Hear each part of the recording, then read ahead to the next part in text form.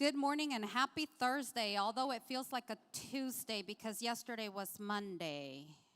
At least that's the way it felt for me. So I'm going to go ahead and get started in the interest of time while you guys continue to find a seat. My name is Erica Ignacio. Welcome to Catalyst, a monthly gathering of Stanislaus County sector leaders and influencers. As you know, I work for Stanislaus County Chief Executive Office. I am already going to be completing 22 years with the county. Thank you. That is a huge success. Thank you. And like many of you, I have had the experience of experiencing firsthand how our community can come together in a time of sadness, celebration, or chaos. And to say the least, I think we all love our community. We love Stanislaus County. And I also love Starbucks. So let's go ahead and give a round of applause for Starbucks for providing coffee today, this morning. We all need that. So thank you so much for doing that. We also want to thank Crosspoint Church, their gift of this space, and Ryan, our sound technician. Thank you, Ryan, back there. And we also want to celebrate the community, businesses, and organizations that sponsor Catalyst. Without them, we could not be able to do this. So it would like Access Capital, Blue Shield of California, Oak Valley Community Bank, Rolling F Credit Union, Stanislaus Equity Partners, Starbucks, TSM Insurance, and Valley First Federal Credit Union. Again, one round of applause for them, please. And I definitely need to recognize all the staff that is here from Catalyst, from City Ministry Network. Without you guys, again, we could not make this happen. For those of you that are here, thank you so much for being present as well. And for the social media gurus, you know you're watching. I know John Torres is back there. He's making sure that we're live. So please check in Facebook, Instagram, Twitter. If you are not following us, please do that. And when you do that, go on ahead and reshare it again so people know that we exist and what Catalyst is all about. And it's important to be here so that we can know what's going on in our community. So again, take a few minutes to follow us if you haven't done that yet. What is the purpose of Catalyst? Catalyst is a place for community conversations and connections that matter and inspire. This is a safe space to explore issues that face our community. We are diverse people from different perspectives that chose to work together for the benefit of our community. Our hope is that you will connect with others who share your vision and passion, begin to build trust, and work together to impact our community for everyone's benefit. With that said, I want to introduce Catalyst Spotlight. We have Ms. Wanda Jones from Daniel House, so please help me welcome her up to the spotlight over here. Ms. Wanda, if you don't mind, please.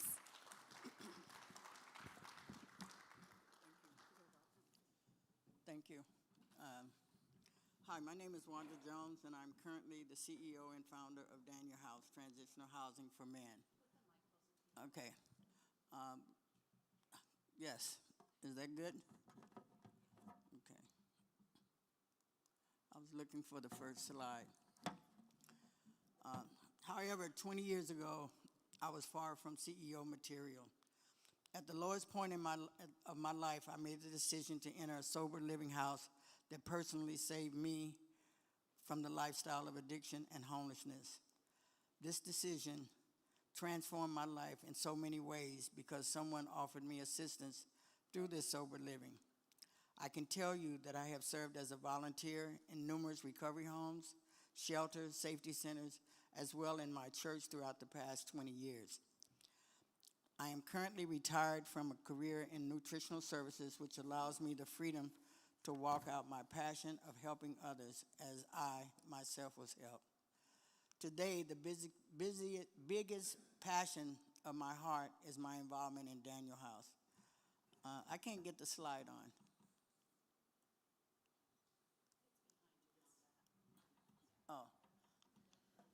Oh, they told me it would be in, yeah, okay.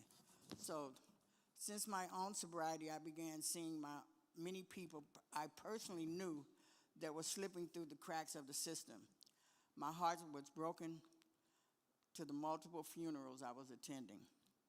It wasn't long before I was attending yet another funeral of someone who fell through the cracks.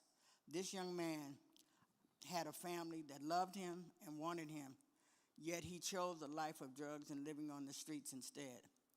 At his funeral, people in his homeless community shared countless stories of his generosity and kindness. This young man's name was Daniel Jackson.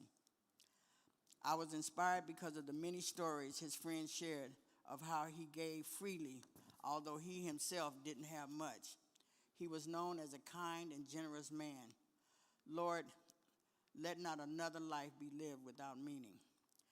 In my prayer time, I realized that I needed to do something to help.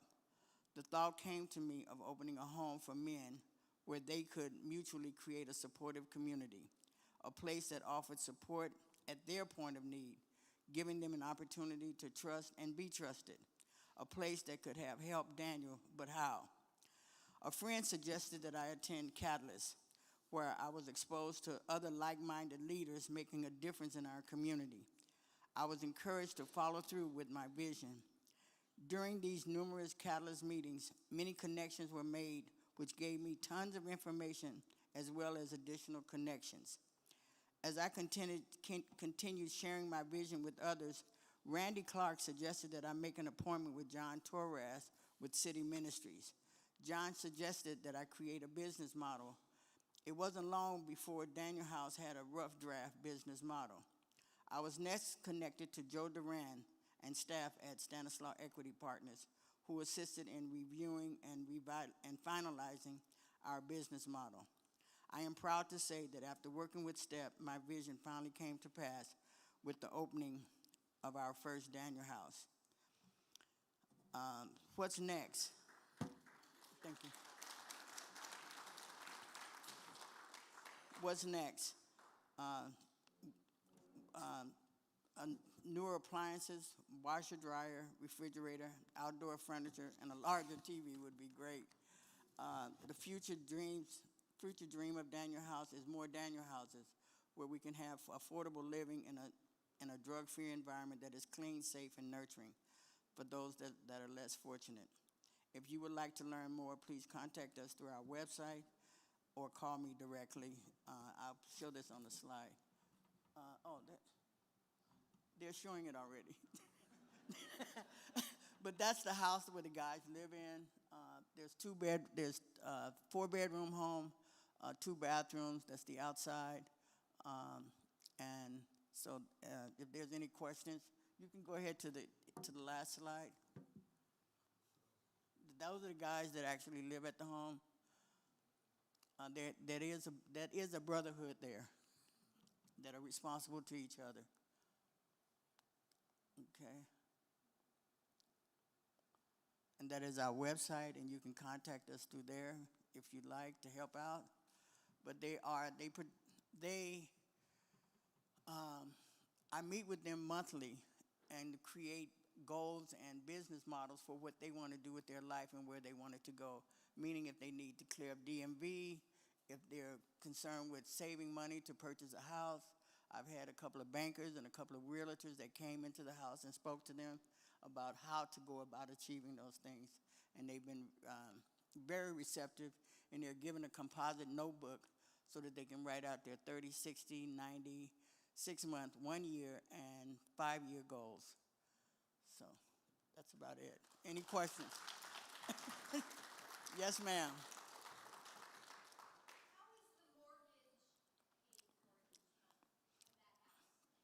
Okay, we are on a lease agreement with the property management team, and the guys pay $700 a month for their bed. And those that cannot pay, we kind of sponsor them until they're able to pay, and we walk them through hiring processes. We are working with workforce development, MJC, and I have one guy that's disabled that his funds come through SEP. And so because we're nonprofit and we have some money, whoever cannot pay, we subsidize it. The nonprofit does. Is that good? Yes, ma'am. Anyone else? Yes, ma'am.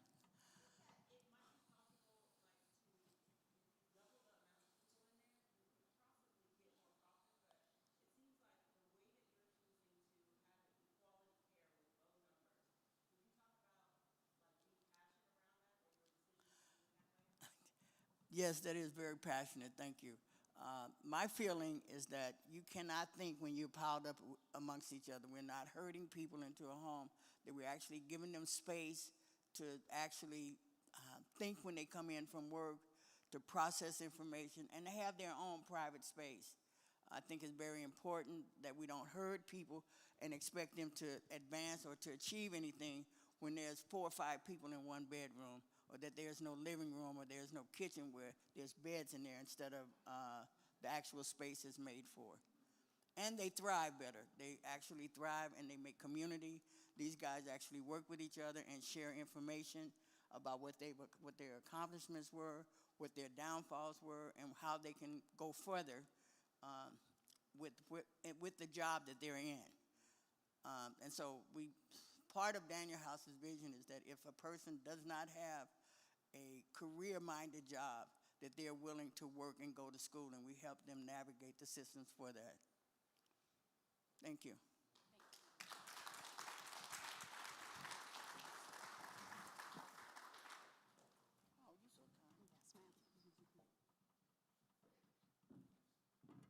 One more round for Wanda, please. Thank you, Wanda, for sharing. Thank you, thank you.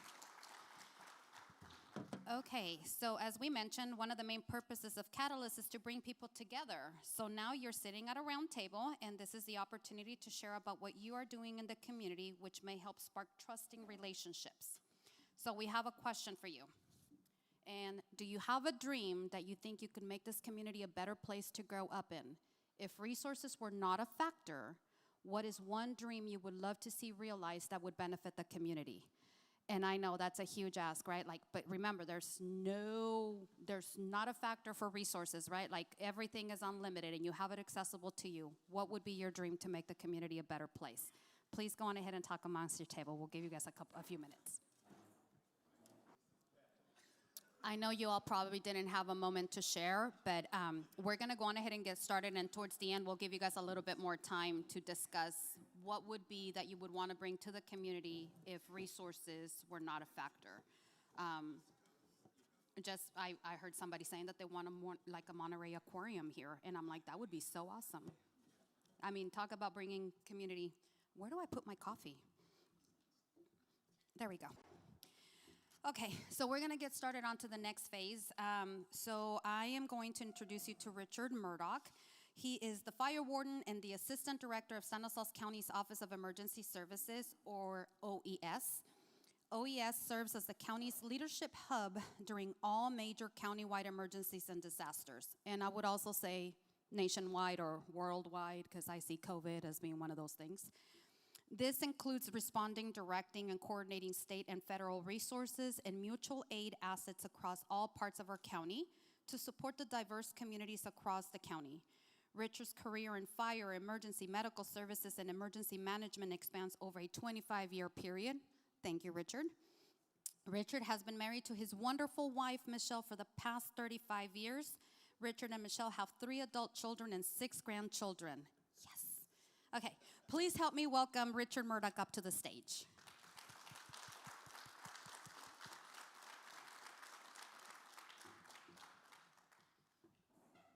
Richard will go on ahead and take the stage and make his, 2-hour presentation? I'm joking.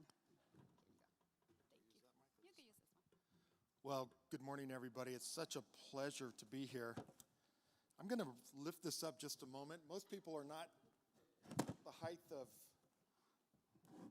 myself. So, again, thank you so much for this opportunity.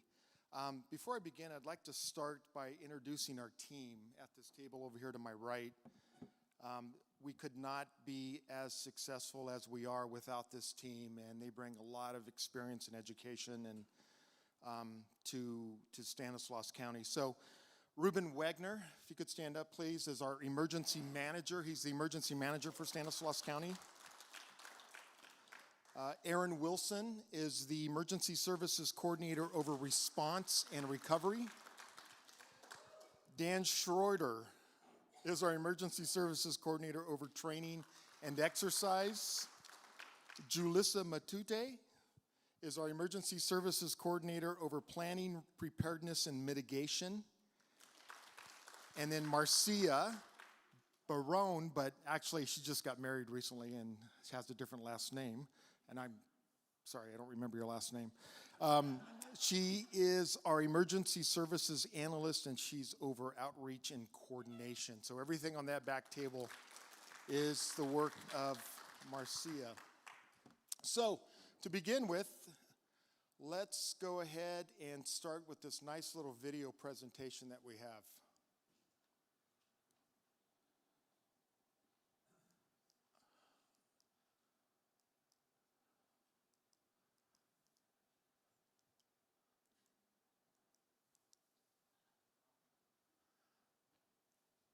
Can you push play for me?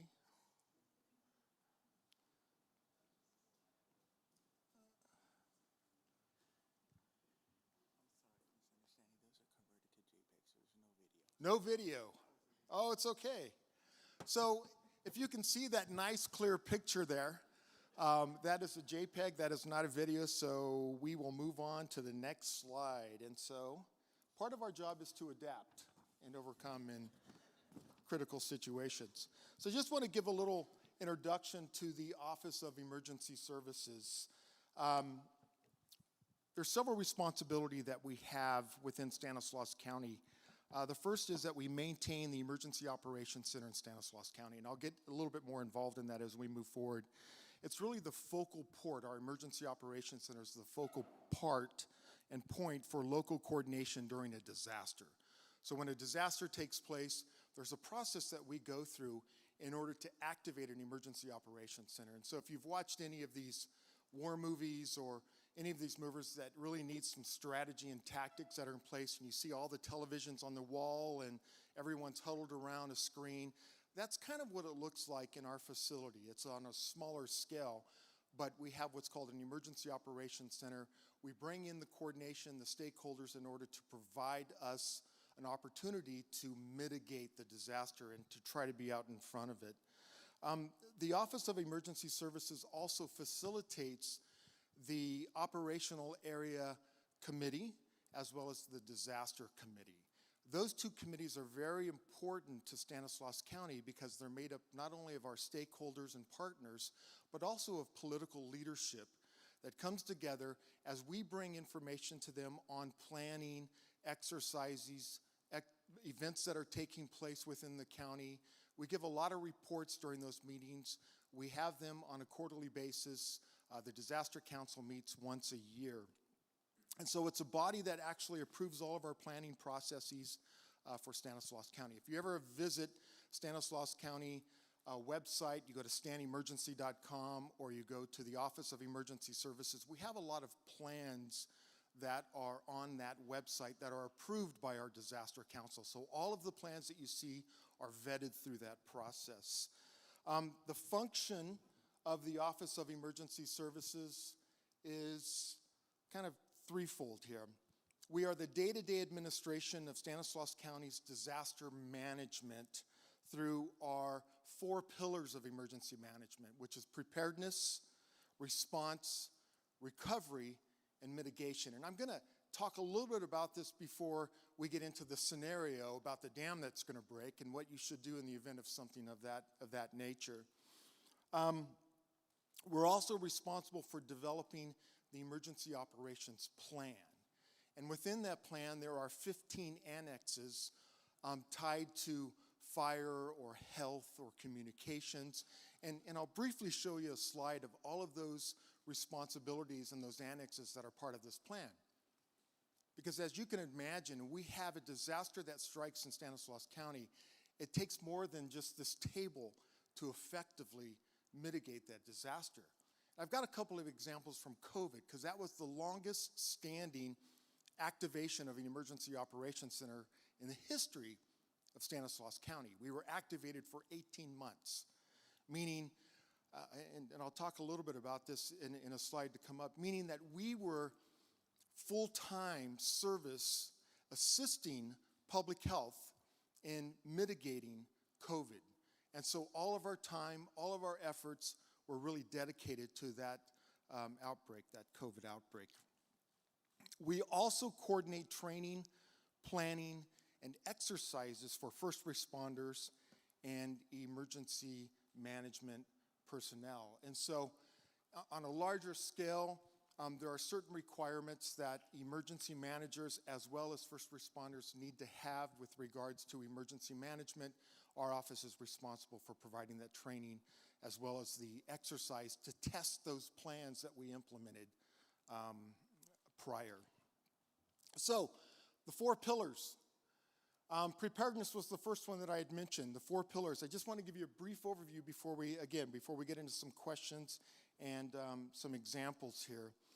Preparedness is this continuous cycle in order for us to provide effective coordination during an incident response. So you can see, if you can see this screen, I can just kind of point it out real quickly to you. We start with planning, we move to organization, we move to equipping, training, exercises, evaluating, and taking corrective response. That's all part of preparedness. It prepares us so when that disaster strikes, we have these things in place in order to mitigate that disaster. To the right is our emergency operation plan that I mentioned that had the 15 annexes in it. And this is the plan that's approved by the Disaster Council. And this is the plan that we follow in the event of a disaster.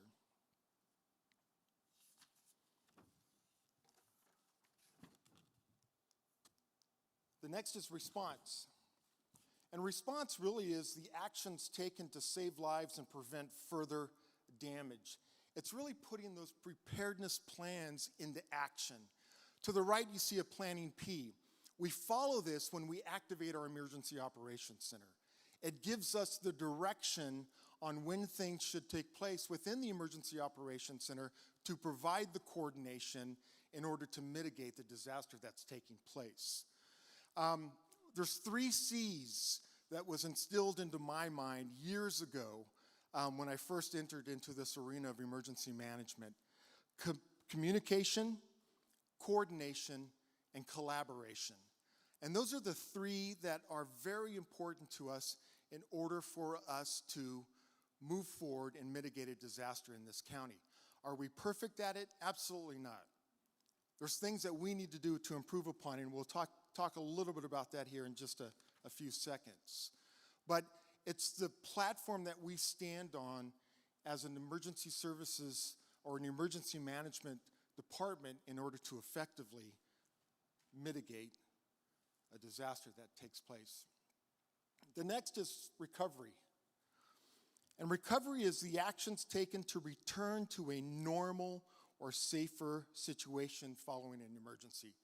So I think you can see as we go through this process and these pillars of emergency management is our goal is to return the community to the state it was in before the disaster. That's the whole focus of us for recovery. As I mentioned, Aaron Wilson, that's one of his responsibilities is recovery. And so he works diligently with FEMA, with California Office of Emergency Services, in order to do an assessment of the damage that's been done within a certain area in order to see if we qualify for public assistance, or maybe putting information out to the public to see if they qualify for individual assistance in order to provide support in the event that a disaster takes place. The interesting thing about recovery process, it can take months up to years to complete. Because, you know, government moves rapidly, right? We get things done like in 24 hours. No, absolutely not. When you get the federal government involved, it's even slower than local government. And so COVID would be an example. There's still things that we are working on with regards to the recovery process for COVID. And so it just depends on the type of incident that has taken place. The last pillar is mitigation. Mitigation is really the prevention of future emergencies and minimizing those effects. So one of the things that we do, and you can see on the right there, is our hazard mitigation plan. This is 2022, multi-jurisdictional hazard mitigation plan. This is relatively new. One of the things that we do with a hazard mitigation plan is we identify the hazards within the county. Then we do a vulnerability assessment on those hazards. And then we define the mitigation strategy within this plan. And then we implement. And so that's the part of this plan. If you picked up the plan, it's probably pretty boring reading. You wouldn't want to go through each of one of those pages, but we've assisted the vendor in writing this plan, and we would have to implement it in the event that we need to implement this. So, question number 1. We talked about hazard mitigation. That was the 4th pillar of emergency management. We do a vulnerability assessment and the hazards in this county. What are the top 3 hazards that you think of in this county? Flooding. Absolutely. Flooding is one that we deal with, I won't say every year, but it seems to be on an every other year type basis. We're going to talk about flooding in the rest of this presentation. There are certain areas within Stanislaus County that are prone to flooding, even if the precipitation is not high. The dam, Don Pedro Dam, they could release water, could cause the rivers to rise, which could cause flooding in certain specific areas, and I've got some pictures to show you here. What's another one? Fire. Maybe not in the heart of Modesto or the 99 corridor, but if you go to the west side of the county towards Del Porto Canyon, you go to the east side of the county towards Knights Ferry, you see a lot of dry grass out there. We've had fires. In fact, a couple of years ago, and it was during the time we had COVID, that was a very, very busy year for our office because we were activated for COVID. We had a wildfire in Del Porto Canyon, and we had to evacuate the canyon, and there was about 1,200 residents up there. So adding that to our responsibility and activation for COVID was quite a challenge for us. And again, it was this small group that was part of that responsibility and activation. So that's 2. What's the 3rd one? Earthquake? Absolutely. Earthquake is another one. We may not feel sometimes we do, but what's going to happen when that large earthquake hits the Bay Area? Where are they going to go? They're going to come to Stanislaus County. So we have to be prepared to manage that population of people in the event an earthquake takes place. Something of that large magnitude in the Bay Area would also impact our county as well. Any other ones? Those were 3. Those were really 3 of our top ones, but any other ones that you can think of in this county?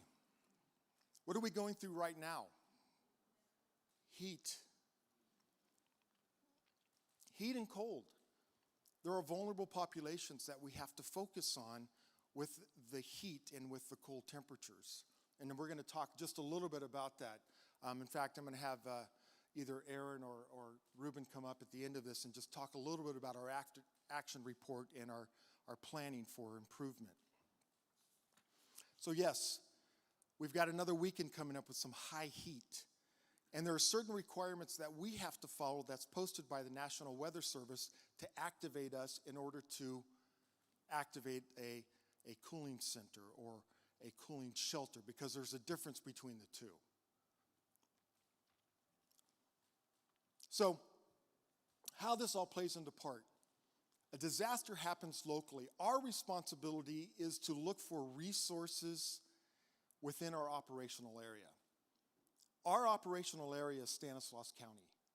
So if we have a flooding, we have an earthquake, the Don Pedro Dam breaks, our responsibility is to take care of the incident with our resources first. If the incident is so large that we cannot manage it within the operational area, we move beyond into now what's called the region. You can see on the left, the state of California, there are 6 numbers that are listed on that map. They're divided up into regions. So region 4, you can see Stanislaus County, several of the mountain counties. We have San Joaquin County. So it's a pretty large area. So now that we've expended our resources in Stanislaus County, we need help. Where do we go? We go to Region 4, and there's a coordinator for Region 4. We contact Region 4 coordinator and say, we need personnel. We need hand crews. We've got flooding taking place. We have sandbags that we need to fill. We need to provide some support to some of these, to create some little minor dams to redirect the water, things of that nature. If Region 4 says, we have no more resources, we need help, we've expended all of our resources in Region 4, then the next step is to go to the state. And so we go to the State Office of Emergency Services and we say, we need help. Region 4 says, we need help for Stanislaus County.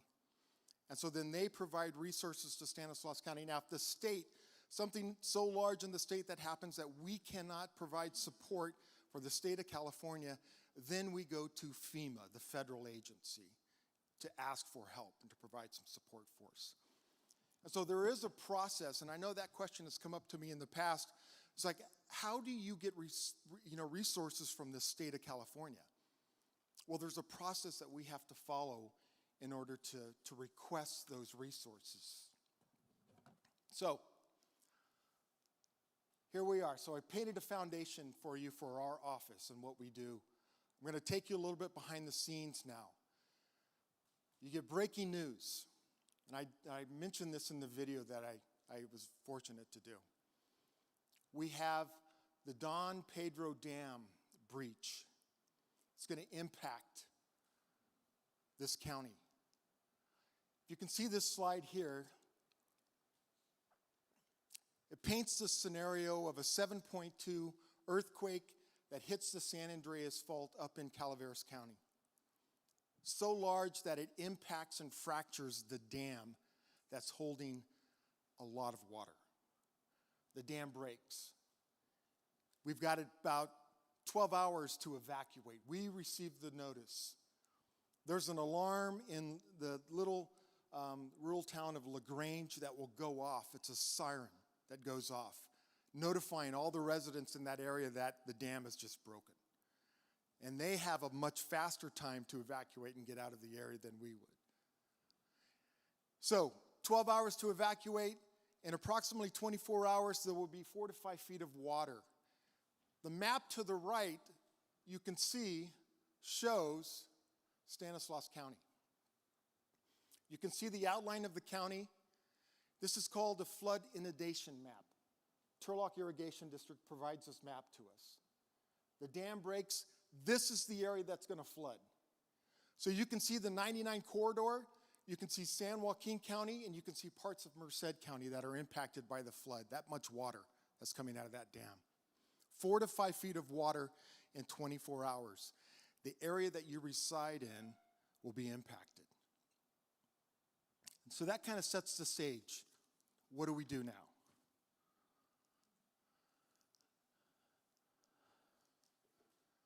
Question number 2. And you don't have to shout this out. Do you live in a floodplain?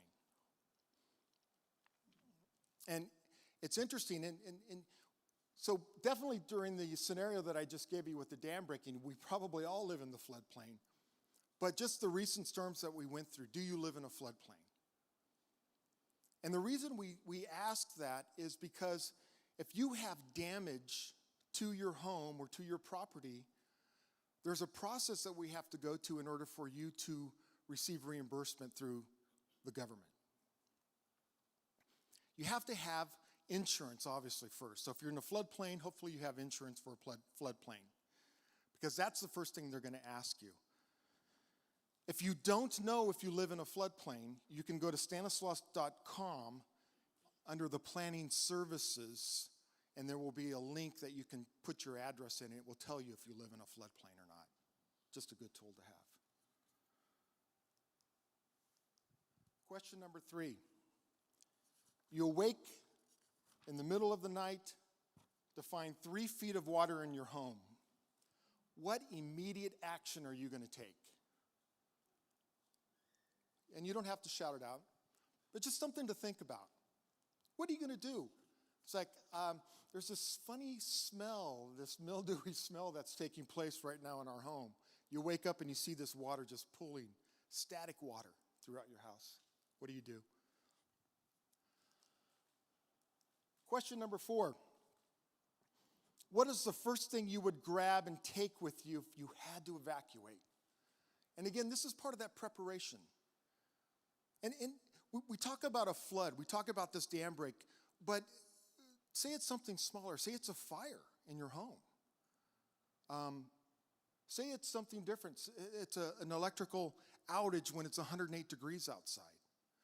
What are some things that you're going to do in order to mitigate the incident that you're dealing with? This is probably a good time to kind of put a plug in. On the back table, we have these little handouts, and they got a little magnet on the back. They're kind of nice. You can put them on your refrigerator. But there's this little flip chart, and at the bottom it says, Emergency Planning Checklist. I would encourage you to grab one of these or grab multiple ones because it's very helpful for you to put together a go bag and just to have something ready in the event of a disaster that takes place. And again, it can be any type of disaster. You can paint the picture of a disaster that could potentially happen in your home. So, how does Office of Emergency Services get involved? So within this county, we have a process that we call a TAG, Threat Assessment Group. If we see a disaster that's on the horizon, we would probably form a TAG. We would bring in those subject matter experts, and let me give you just a quick example. I'm going to stray a little bit from the scenario. Several years ago, we had a data breach in Stanislaus County in the Department of Behavioral Health. We did a TAG. Is OES the subject matter experts with cybersecurity? No, not at all. But what we do is we bring order to the chaos. And so with the threat assessment group, we would bring in the CEO, probably county council, my office, the sheriff, behavioral health, and then the IT subject matter experts. And then we would talk about the situation, and then we would make a determination if we need to activate StanMac, which is the multi-agency coordination, and activate our EOC, Emergency Operations Center. So for this scenario, the dam breaks, we don't have time to put together a TAG. We would notify the StanMac, which would be, we would have a couple of board of supervisors, we would have county council, we would have the sheriff, myself, and Jody Hayes, our CEO. And maybe Public Works. And we would be the authority and policy decision makers for the activation of that Emergency Operations Center. And so the Emergency Operations Center could be activated in that time of immediate threat by either the sheriff, who is the director of emergency services, or myself. We don't need to go through the process of a TAG because the threat is imminent and it's on its way to the county. So the next step, we need to activate our Emergency Operations Center.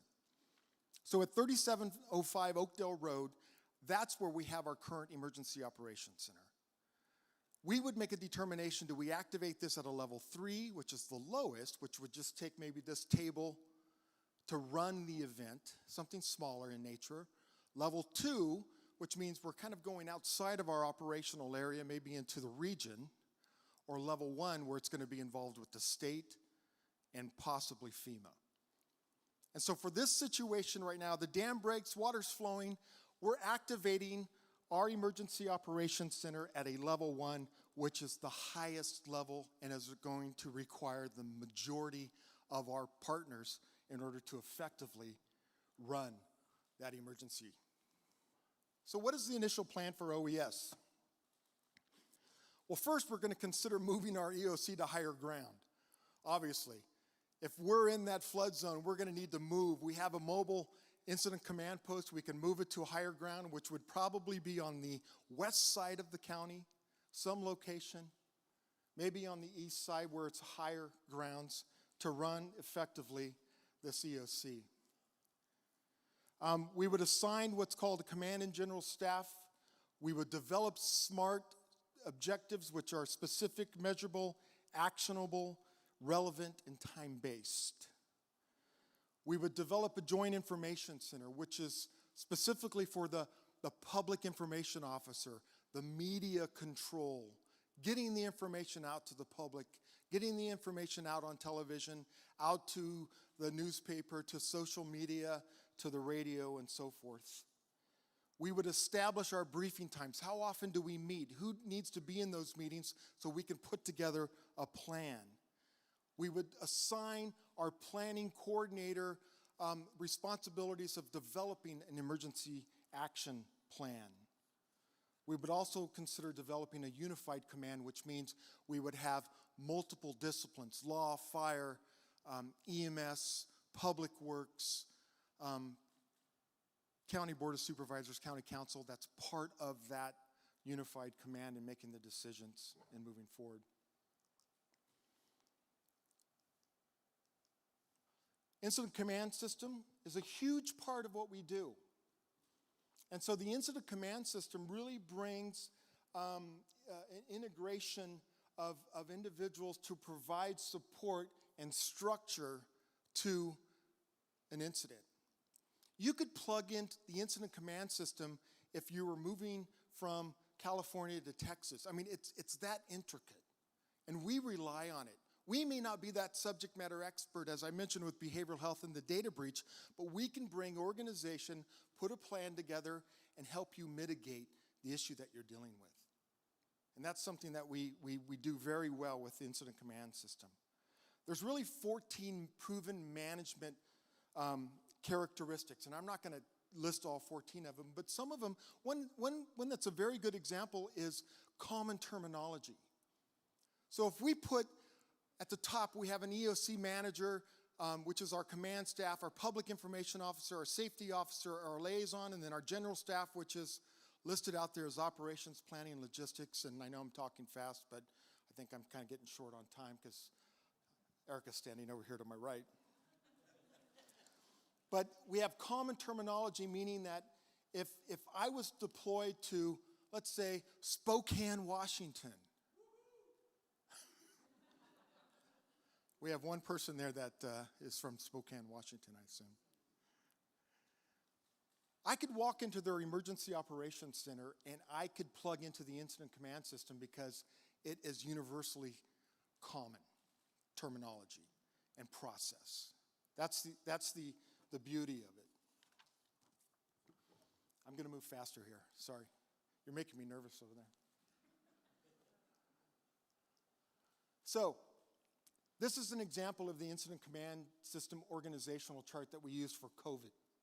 And I just want to point out a couple of things. And this is just an example. I know I'm kind of swaying away from this scenario. You can see at the top our command in the white boxes. You can see our staff down listed in the colored boxes. We have operations, planning, logistics, and finance. And what I really want to point out to you is this incident command structure, it expands and contracts based upon the incident. If it's a small incident that's only going to last for a few hours, it may just be, 3 or 4 people plugged into those boxes. But something the size of COVID, it was very large. So this side over here, the red side, the operation, that's the functional group. These are the people that get things done. So you wonder, how do we send fire? How do we send law? When we're doing an evacuation, it all goes through the process of operations within our command structure. This is just the example again from COVID, that medical health branch, so you can see how large it grew. We had this for 18 months. These were the people that were doing a lot of the boots to the ground work in mitigating.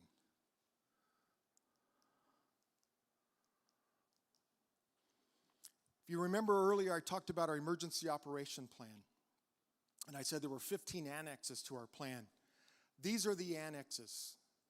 These are the emergency support functions of our plan. At the very bottom, you can see the insignia from each of those organizations. this is what it takes in order for us to mitigate a disaster, to walk through the process of a disaster. Very important how this process works, because it cannot be done, it cannot be done by just the four of them sitting, or the five of them sitting over there at that table. When we activate an emergency operations center, it can be for years if it's a large incident. We tend to set an operational period of maybe 7 days and maybe 24 hours at a time if needed. And so we would have an A shift and a B shift, and we would go through the process of working through that on a regular basis. And I think I have a photo of that. This was for the flooding that took place in January.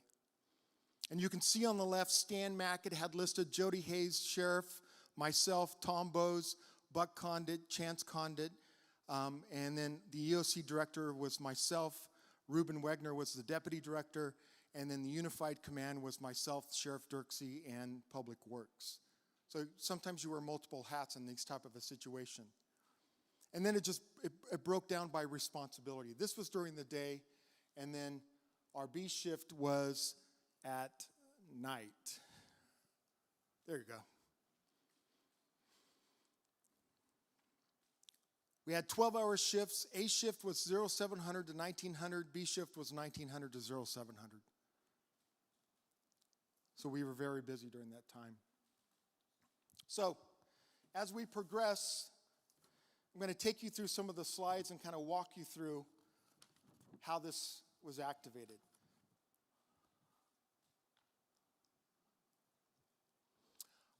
These are the trigger points that we used in order to activate evacuations. And so if an evacuation needed to take place, we were monitoring the river flows. We were monitoring those areas that were flooded. And then if we knew at a point in time that we were going to evacuate, we would send law enforcement out.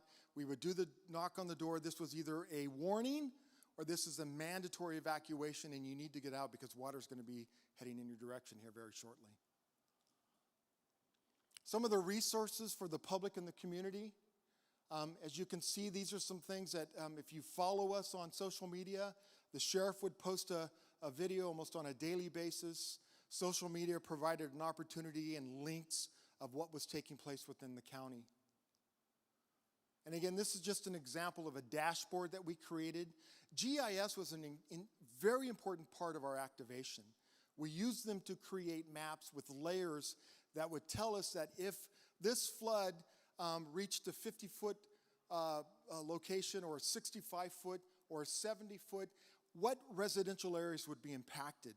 And we used that. We also posted that on social media as well as posting it on our website for just some resources. And this is just some examples of what was posted with regards to location and evacuation.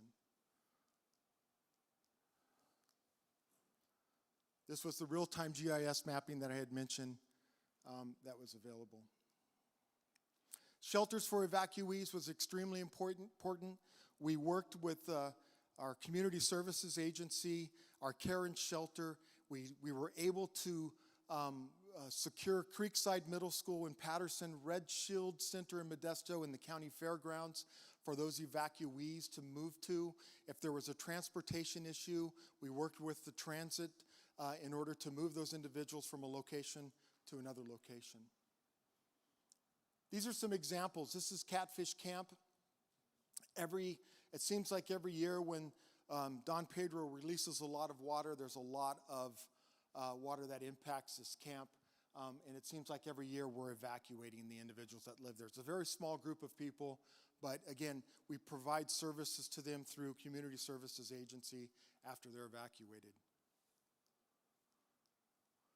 Some additional pictures just to see the impacts. And you know, something that you have to put into perspective here, these people that live here, this is all they have, right? They live in these smaller trailers in an area that they continue to go back to, that they usually get evacuated almost on an annual basis. So we're really trying to work through what's a better process for us, maybe find a location that's going to be safer for the individuals. Diablo Grande on the west side in the canyon. We had a lot of impact there. And a lot of this in Diablo Grande was because the drains were not properly cleaned, and they became plugged during the rain that we had, which caused flooding. Our Community Emergency Response Team, CERT, is something that we're extremely proud of in our office. It started with just a handful of people, and now we're approaching 100 volunteers. We had a large fire just the other day, a wildland fire. We contacted CERT. They come out, 6 individuals come out with this ambulance that we purchased, and they set up a rehab for the firefighters. Great program if you're interested in volunteering. We put them through an academy, just some training. It's an excellent program. So recovery process, I'm not going to go through everything that's on this slide, but I had mentioned it earlier. There's a process that we go through and try to bring some funding to the individuals that are impacted by. One of the things that we do, I'm almost done, I really am. One of the things that we do is what's called an after-action report. An after-action report is basically taking that information that we analyze and saying, we didn't do very good in this area. How do we improve upon for the next disaster? And I think I'm going to turn this over to Aaron Wilson and have him just kind of walk you through real quickly, I promise, Erica, real quickly, what we did with vulnerable assessments. So, Eric, you have 5 seconds.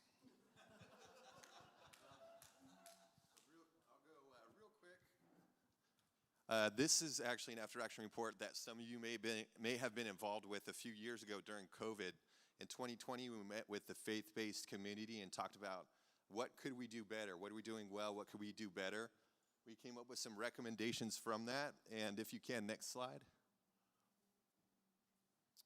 And basically, we listed out those recommendations where we had strengths, where we want to continue to build those strengths, and where we have areas for improvement. And we have some post-COVID improvements that Chief mentioned. The community dashboard, one-stop shop for information about any incident that's going on. People can go there. We have information from an incident in English and Spanish. We recognize the need that different languages are out there in our community. And we have now, as Chief mentioned, Marcia, Barron Smith, excuse my butchering of that. She's our community preparedness analyst, and she's going to work directly with the community and groups like you to get that grassroots stuff going. How do we teach people to take care of themselves in an incident, support their families, and encourage them to build themselves? Dissemination of incident-related information to our operational area council members and partners. There's our standing bodies that Chief mentioned earlier. And then we use mail, email, traditional social media. We try to use all avenues to connect with the community. We know not everyone has a phone, not everyone has TV, even grassroots, door-to-door, things like that. So we take those recommendations. Again, a lot of these we got from you guys. We build on those. And then some improvements, we need to utilize our partners a little bit better. How do we work better with you guys? How do we make those connections so that when an incident does happen, we have that relationship built, and we know we can count on you. You guys know you can count on us to make sure we come out of this disaster better than when we went in. And with that, any questions? We'll let that Chief have that. Thank you, Aaron. So that concludes. I apologize. Like I said, there's a lot of information. There's a lot of things that go on behind the scenes of an activation in order to make sure that our community is safe, property is safe, and that we can restore it to its original condition. On the back table, again, we have handouts. It has that flip chart. We've got some other things back there. We actually have an annual report that was just hot off the press, so help yourself. If you have any questions, I'd love to talk to you, or we have our individuals over here that can provide support. There was a question that was asked, and let me get on stage because the video that was asked is, during a state of emergency and having to put together your group and everything else, how do you go about doing that, bringing like community leaders, mayors, and city managers and so forth, and understanding that each one of them has their own personality? How do you go about navigating that and bringing them all together to address the emergency? Well, that's a very good question. So we have what's called an operational area committee. And everyone that you just mentioned is on that invite. And so that is the start. And so we have an opportunity for everyone to get together, and in that meeting, we go through everything that's taking place within the county. We have representatives from the 9 cities there. We ask them to give an update of what's taking place within their city. So that's the starting place. Anything else you would like to add, Ruben or Aaron? Okay, so it's huge because that's where we network. That's where we have the opportunity to be able to answer questions and really to bring some collaboration together with those that are a part of that workforce. Thank you. Aaron? And one last thing I wanted to bring up, a few of you in the room are aware of this. There's an organization we just started between our county, Merced, and San Joaquin counties called a VOAD, Voluntary Organizations Active in Disasters. Our VOAD has been branded the Central Valley Regional VOAD. It's still in its infancy, still getting off the ground. In fact, this is a great way we can connect with you guys and build that relationship. If it's okay, I'm going to ask to get the sign-in sheets, invite you all to a VOAD meeting. Don't know when it's going to happen, hopefully within the next few months, but it'll kind of be a kickoff to say this is what a VOAD is about, and it's a way to get organizations, faith-based, community-based, anyone who really wants to support that disaster response and recovery. You can join the VOAD. It's a way to organize and meet those unmet needs out in the community. The VOAD will basically focus on the groups that support housing, feeding, spiritual care, anything that the community might need to build itself back up and recover. And the VOAD will get these unmet needs, and we'll filter that through you guys so you can go and work with the community directly. That'll be a direct connection to our Emergency Operations Center. There'll be a coordinator in the EOC that will connect with the community groups. So again, you all might receive an invite. If people don't want to get on that, just put it down on the sheet there, but I intend to invite y'all to that, and thank you. A round of applause. I know that's a lot of information. Thank you so much for squeezing all that in. Marvin is coming up to go on ahead and give us the closing words, but I was going to ask a question in regards to this, but just due to time. So Marvin, can you give us your wise words for the day? No wise words today. Thank you for all being here this morning. This all started when I began to wonder with all the floods in Patterson, what really happens behind the scenes? I mean, we see the action and what happens, but how does this really work? Even you said it very kindly, the messiness that goes with working with cities and individuals and groups, it's just messy. And if you're involved in the community, which you all are, community work, it's just messy. That's all it is, everybody, especially when you lead leaders. So thank you, men and women. I know that you do fantastic. Thanks, Richard. And Aaron, hey, good to see you. Good job. Good job. So thank you so much. We usually take some time to have you sit around the tables and just talk about one thing that you learned different, one thing that you heard, but because we want to respect your time and we're hoping you'll stick around for a little bit and talk to people you don't get to know, we're going to go right to what we need to do and just have this done. First of all, in somewhere, where's Barbara? There she is, okay, over there. There's a suicide prevention walk coming up in the end of September. So there's some flyers back there. So if one of you all just can be back there, if there's anybody that has some information, that'd be fantastic. And then just so you know, just remember that Richard and the team, the Office of Emergency Services, has these packets. I already grabbed one for my refrigerator. And I'm thinking I would probably take my laptop first, probably just grab that dude because everything's on it. I'd like to bring up Kim Barber.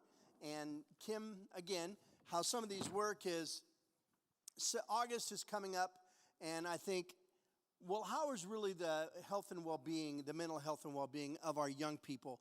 We hear a lot about how they're doing after COVID and just how they're doing. So I wonder at times, and this has been my title, we won't make it an official title, but are our kids in this generation, are they just whiners? Or they really need some support and encouragement? And so Kim she'll just tell you what she does and then what we're doing in August.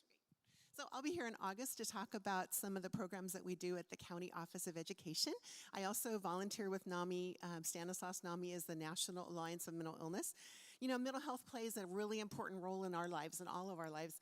You know, there's school counselors at school that can help the students, but some of them just do not know the language that they need to be able to just verbalize what's wrong with them.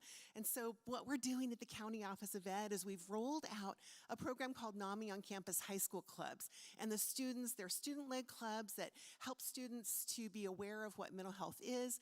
The students learn to be advocates on campus. There are 19 clubs in Stanislaus County already, and some of the high schools have spread out to the middle schools and doing some work there. And so now there are some middle schools that are trying to do mental health clubs as well. So we're super excited about it. You know, this generation has the highest suicide rate ever since World War II. Barbara just told me that there's a suicide in Stanislaus County every week. I know I just lost one of our NAMI mental health service clients. He just took his own life last week, and it's just devastating to our organization because we don't have a lot of people that volunteer for us, and it's just devastating. But 1 in 3 students are reporting persistent feelings of sadness or helplessness, and that was in 2019, so you can imagine how it's exacerbated since COVID. Really, students are struggling, and we want to talk about what I'm going to talk next month about how they're struggling and what we're doing in Stanislaus County to make it better for them. I hope you'll be here. Thanks, Kim. Yeah, we really have to take care of our kids, and we have to take care of them. Well, thank you so much. I'm going to close in prayer. Hope you'll stick around. I wanted to be faithful to 8:10 with you all, and be kind to each other. I've been spending quite a bit of time, as you know, with community leaders and in groups, and there's a lot of us, and I'm going to say you too, have been traumatized by lack of graciousness, not assuming the best of you, and we don't assume the best of others, and we are about to enter into another election cycle. It's going to be a lot of, so be gracious to each other. Let me pray for us. Lord, first of all, for the Office of Emergency Services, pray that give them wisdom and foresight. Boy, take care of that Don Pedro Dam for sure. And all the communities out by the rivers and all of them. So care for them. Thank you that you will. And give our leaders wisdom. Thank you for the courage that you've given them in this generation to take responsibility and to lead. And for each one of us, not just in prevention, suicide prevention, not just to mental health, Office of Emergency Services, this community belongs to all of us. And so we're all responsible in some degree to care for our neighbors. And thank you for these men and women. In Christ's name, amen. Good morning.